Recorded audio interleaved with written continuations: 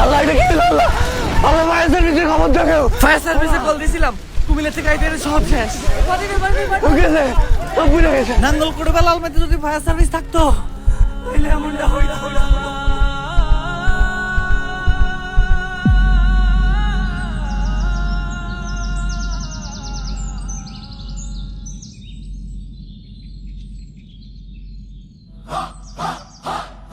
অলি গলি মেঠো পথে নতুন দিনের নতুন গান, সবার মুখে চতুর্দিকে হাত পাখারি জয়গান। অলি গলি মেঠো পথে নতুন দিনের নতুন গান, সবার মুখে চতুর্দিকে হাত পাখারি জয়গান।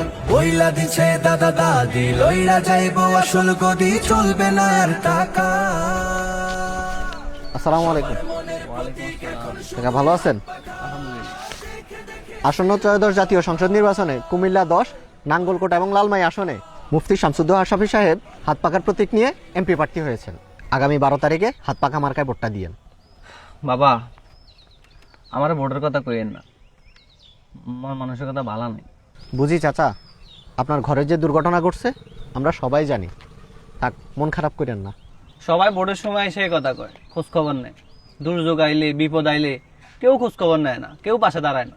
এই জন্যই চাচা আশরাফী সাহেবের নির্বাচন ইশতেহারে নাঙ্গলকোট লালমাইতে ফায়ার সার্ভিস করার কথা রাখা হয়েছে। কি কইলেন?